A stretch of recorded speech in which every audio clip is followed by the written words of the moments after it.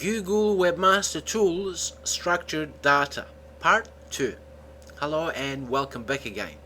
In this video session I'm going to try to explain how to really tap into the full potential of using schema.org vocabulary. Okay? Now, one of the most confusing parts was for me was try to understand by reading through all the information on this page. Meaning, if I was to take you through all of these what we're saying here, okay, then I think you're just gonna get confused. Instead, I thought about it and I thought to myself, okay, you know what? How can I teach my viewer how to really understand it more easily? Okay, because you can. So, instead of reading through all this, okay, I'm just gonna share with you something about a thing. Now, what in the world is a thing?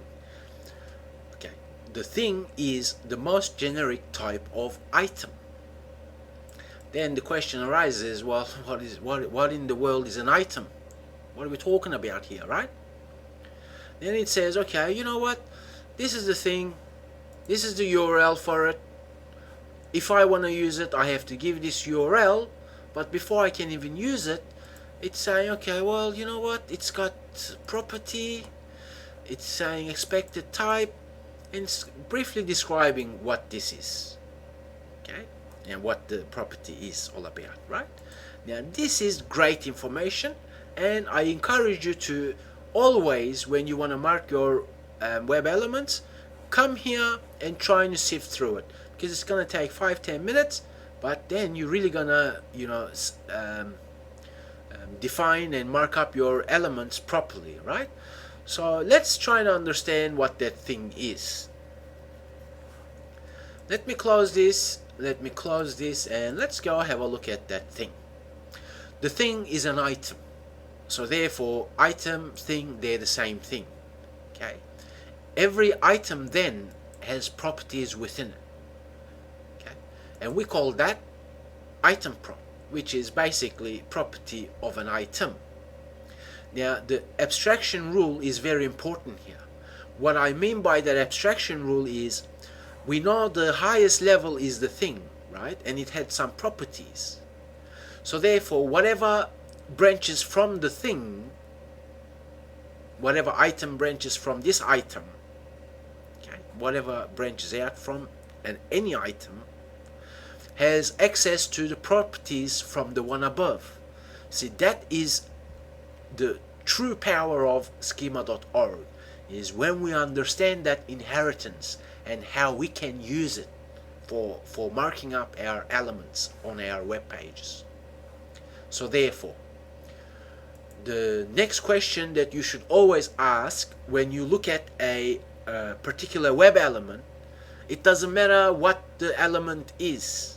Okay, all you have to do is just look at the web element and say, okay, you know what type of item am I looking at on this web page? If it's a product, you're looking at a product. If it's a review, you're looking at review.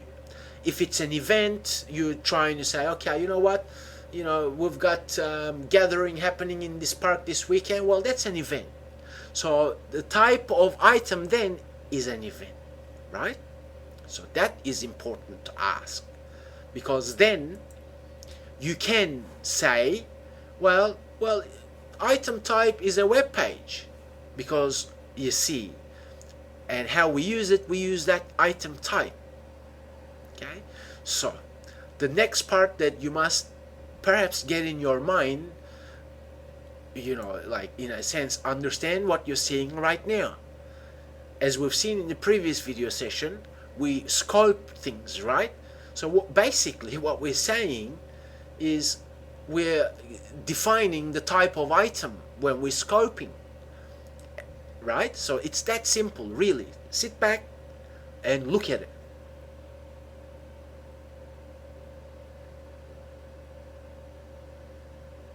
So it's always an item, it's always a thing, and things have properties within it. And for us to use the vocabulary from schema.org, this is what we do. We simply use the web elements. In this example, if I want to scope my body element as a web page, okay, all I do is I use the naming syntax as such, item scope, item type equals, and I give the URL to that schema. Because as soon as I define the scope, then the computers and search engines understand that, right? Search engines understand that, and that's our game here. We are marketers. We want to truly understand Google and SEO, right? And how to do things properly. And as you can see, when I define the scope as such, all I'm saying, well, type of this element, which is the body element as we're seeing on the screen, okay, the type of element is a web page. So therefore the scope is whatever is within the body tag. The scope of that is to do with a web page. It's that simple. Let's take product for an example. Let's say we've got a web page, we scoped it as body element, no problems because we can do that. But within that body element, let's say we've got some products. It doesn't matter what the product is. And for us to then define that product and give meaning to it, all we do is we just scope it. We say, okay, well, I have a div element. It can be a paragraph element. It can be unordered list element. It doesn't matter what the element. It doesn't even have to be in an element. As long as when we look at something from the front view of a web page, we say, okay, well, you know what, there is something there. And the something, I believe it's a type of a product. So therefore, let me mark it up as such. And how do I do that is, I just say, okay, in this example, I put it in a div. Okay, I say item scope, item type equals, I give the URL in quotes. Because as soon as I do that, I've just scoped it. So that means whatever within this div element will be a product. But then, you know, I can branch it out, branch it out, branch it out according to the rules defined to me and you from the schema.org. So what I'm trying to tell you is you just scope things when you see it, and you can say, okay, you know what I'm looking at is a type of a product. What I'm looking at on this landing page is a type of TV series. What I'm looking at is type of offer, and so on. There are many different things on the schema.org that we can really tap into. Okay, but the true power, I believe, lies in our understanding of something called the inheritance. As we've seen, the highest level was the thing, right? The highest item, the highest level in that ladder of abstraction is the thing, right? And we know everything has property, right? And from thing, everything branches out at schema.org vocabulary. Okay? So, but when it does, right, whatever branches out from something else, something above, just remember, you have then, okay, access to the properties from whatever is above it. Okay, that is very important, because then you really can do a lot of things with it, because you understand that when you scope a web page element as such, you're not just limited to, you know, using the properties from the web page element. Okay, you can use the properties from whatever is above it. Okay, that is very important to understand. Now, I'm just gonna show you the full hierarchy of types. You can read more about it. As we can see, you know, this is about 2 months old, right? So you can read a little bit more about it. Apparently there's more coming, or and so on, right? But the thing is, as we can see, highest level, highest item type is the thing. Has properties. So that means whatever I use in this tree, whatever it is, I can always have access to these property is from the thing, right? From the item type thing, right? So that means, let's say, what are we looking at? Okay, let's find organization. Okay, some of the things I don't even know what they are. Okay, you don't really have to. Let me try and simplify it so you and I don't get confused. Let's say we're talking about a local business. Okay, so local SEO is a great way for ranking keywords, right? But as you can see, okay, I can open that up in a new tab and have a look at this information to try and understand a little bit more details about the properties or the item type and so on, right? And then what I do is I scroll down, I have a look. Or well, okay, from a local business I can have more specific types of local business, right? It can be a childcare, it can be an animal shelter, it can be a library. Well, if you know, if your website is about library, you just open that up in a new tab and go have a look. Okay, have a look. Go scroll down the bottom to see does it branch out to something else. Well, it looks like it doesn't because it's too specific, right? So, but the fact of the matter is, when you scope this, you have access to all the properties that you see, whether it's from the local business, whether it's from the organization, whether it's from the thing. Okay, that abstraction rule is happening. What that means is I can use any property here.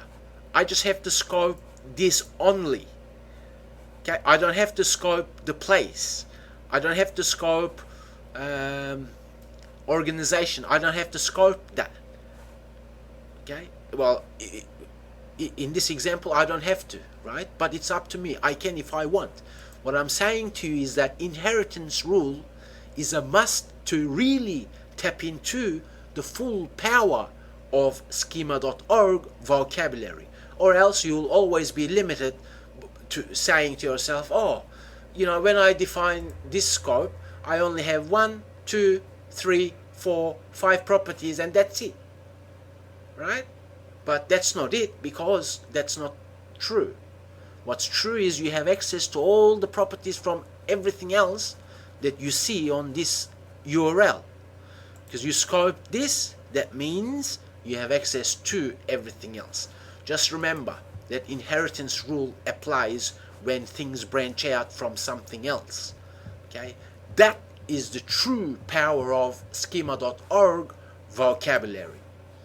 And in the next video session, I will then show you the simplicity of marking up a sample product so that I take you through it and show you a simpler way, I believe. Okay, so basically we started from the foot going all the way up, right? Because I think it was much smarter for us to do that. And in the previous session we've seen microdata, RDFA, JSON-LD. Basically we know there is no difference as far as you and I are concerned. We're just sticking with schema.org vocabulary and we're using microdata because this is a microdata. RDFA is resource description framework attribute. Okay, it's a different manner of using the vocabulary. Okay, JSON-LD is JavaScript object notation linked data. Okay, we're still doing something similar if we use any of these, but using it in a different manner, as in we're using JavaScript to define the vocabulary. But in our case, we don't want to touch this or this. Okay, we just want to simplify it by using microdata from schema.org, because I believe that is much easier for all the viewers who come to Rank Your SEO Services YouTube channel. If you found it of use to you, as in if you found this video useful, do give me a like and share the video so that other webmasters can learn from it as well. Thank you very much. I'll talk to you in the next video session.